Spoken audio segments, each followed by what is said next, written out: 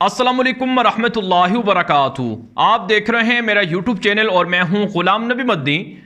नाज़रीन काम उल्टी गिनती शुरू हो चुकी है। पाकिस्तान की सियासत के अंदर ड्रामाई तब्दीलियां जारी हैं। इमरान खान का नजरिया, इमरान खान का बयानिया जीत रहा है। पूरा पाकिस्तान इमरान खान की आवाज़ पर लब्बैक कहते हुए एक ही नारा बुलंद कर रहा है कि हम गुलाम नहीं हैं, हम गैरतमंद कौम हैं, हम आज़ाद कौम हैं। हमें गुलामों के ज़रिए से, चोरों के ज़रिए से, लुटेरों के ज़रिए से अमेरिका की ग़ुलामी में नहीं दिया जा सकता है। नाज़रीन काम अब जो इम्पोर्टेड हुकूमत थी, जो चोरों की हुकूमत थी, इनके लिए मुश्किलात शुरू हो गई हैं और रात गए इमरान खान के लिए नई नई खुशखबरियाँ सामने आ रही हैं। इमरान खान का बयानिया जीत रहा है, उनको फतह की नवीद सुनाई जा रही है और इमरान खान ने जो मेहनत की है पिछले 40 से 50 दिनों के अंदर है, ये मेहनत रंग ला रही है और पूरा पाकिस्तान असल हकीकत जान चुका है। अमरीकी साजिश के बाद वजूद में आने वाली हुकूमत अपने ही बिछाए हुए जाल के अंदर बुरी तरह से फंस गई है और जिस मकसद के लिए हुकूमत आई थी, जो इनके मंशूर थे, जो उनके मकासद थे, अब वो मकासद किसी भी सूरत पूरे होते हुए नज़र नहीं आ रहे हैं। एक बड़ी ब्रेकिंग न्यूज़ सामने आई है, एक बड़ी खबर सामने आई है और आज नाज़रीन इकराम बाकायदा इससे जो खबर है, ये जो इंतहाई अहम नोयत का केस है, इसकी बाकायदा आज समाअत भी हो गई। इस हवाले से आज पाकिस्तान की अदालत एक बड़ा फैसला भी करने जा रही है।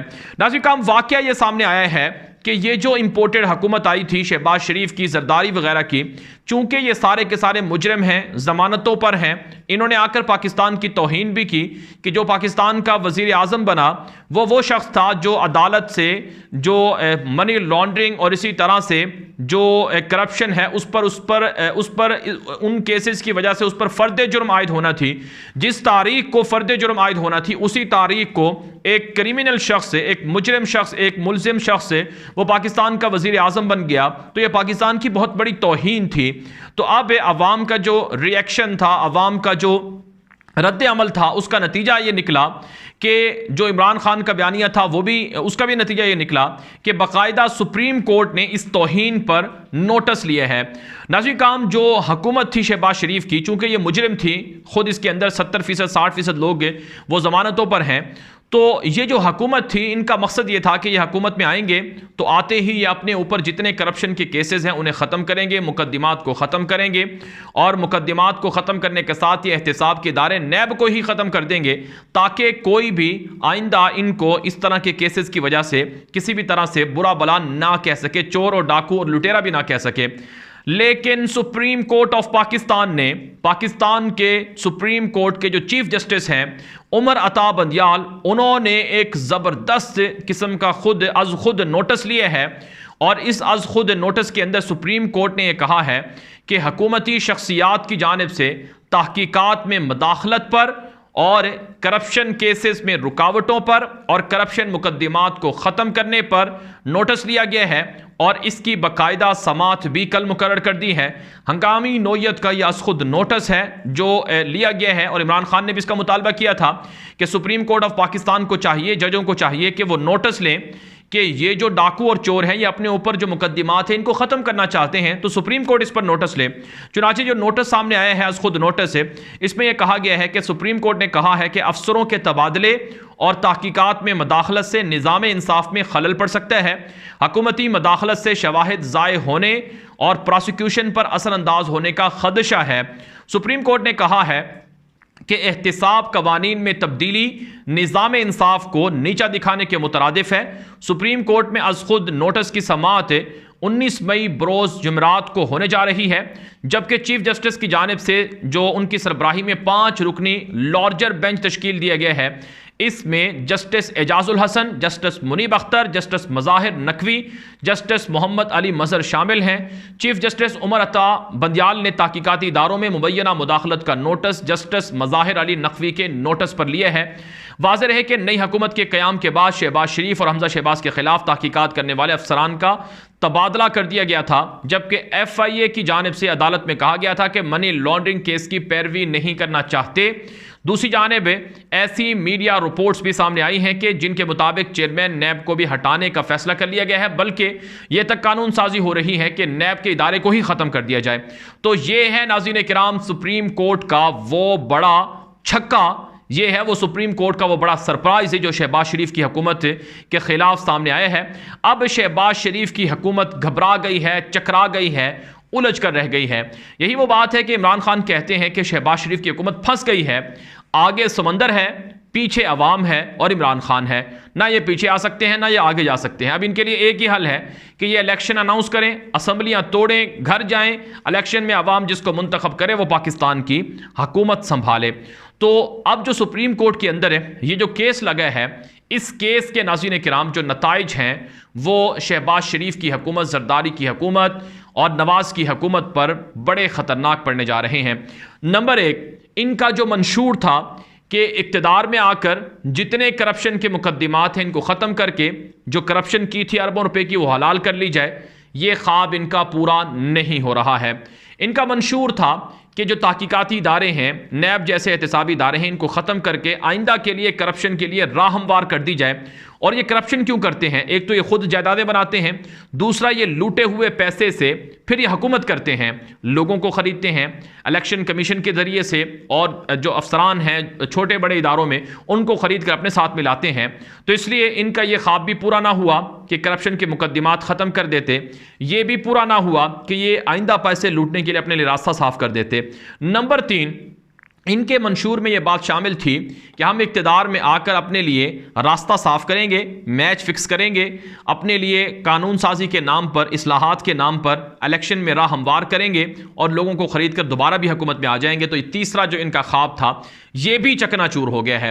नंबर 4 नाज़रीन किराम, इनका मंशूर ये था, ये चाहते थे कि इलेक्शन में ये हुकूमत में आकर ये इमरान खान को हमेशा के लिए सियासत से आउट कर देंगे। इसलिए आपने देखा कि 14-15 जमातें एक तरफ है और अकेला इमरान एक तरफ है, तो एक शख्स अकेला इनका मुकाबला कर रहा है। और फिर नाज़रीन किराम यही नहीं, इनका पूरा ख्वाब था कि इमरान खान को नाअहल करवा दिया जाए और उसकी जमात को कलअदम करार दे दिया जाए और उसको सियासत से क्या उसकी ज़िंदगी ख़त्म कर दी जाए। तो इनका ये चौथा ख्वाब भी पूरा नहीं हो रहा है। यही वो बुनियादी वजह है नाज़रीन किराम। इसके अलावा और भी चीज़ें हैं जिनको आप खुद ही समझते हैं। तो अब जो मामला है वो ये है कि नून लीग ने अदालतों पर चढ़ाई फिर से शुरू कर दी है, जैसे कि वो पनामा के अंदर नवाज को मुजरिम होने पर जिन्होंने चढ़ाई शुरू की थी, और इनकी तो आदत रही है कि ये तो सुप्रीम कोर्ट पर भी हमले करते रहे हैं। अब ये इमरान खान का बड़ापन है, उनका ये बड़ा ज़मीर है कि रात को अदालत उनके खिलाफ खुली थी और उन्होंने कोई जुर्म भी नहीं किया था, फिर भी उनकी हुकूमत ख़त्म कर दी गई थी, और फिर भी बार बार कहते रहे कि मैं अदलिया का एहतराम करता हूँ, फैसलों को मानता हूँ।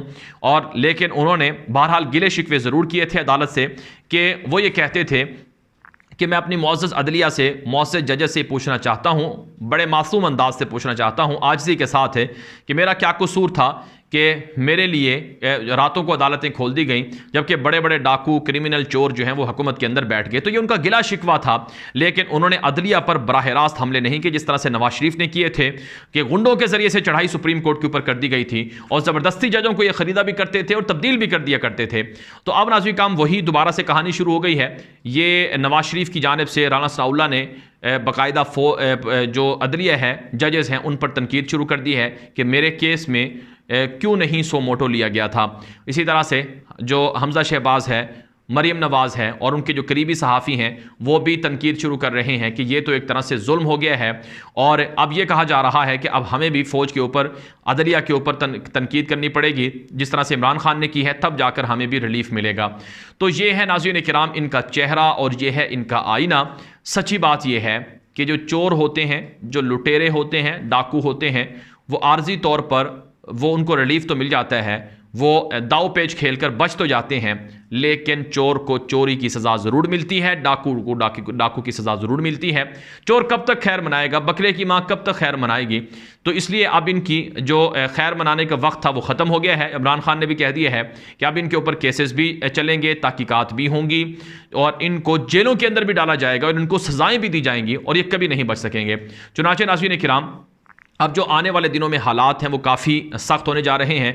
एक तो असम्बलियाँ डिज़ोल्व होने जा रही हैं, इनके आपस में इख्तिलाफ़ात हैं, और दूसरा इकॉनमी का जो हाल हो चुका है, दिवालिया होने के करीब पाकिस्तान है। तो इस सारे मंजरनामे के अंदर इनका जाना ठहर गया है, और फिर ये फ़ौज और इस्टेब्लिशमेंट पर भी तनकीदें इन्होंने शुरू कर दी हैं। और फिर नाज़रीन किराम ये बात याद रख लें कि शहबाज शरीफ को, हमज़ा शहबाज को, इनको ख़तरनाक सज़ाएँ होने जा रही हैं।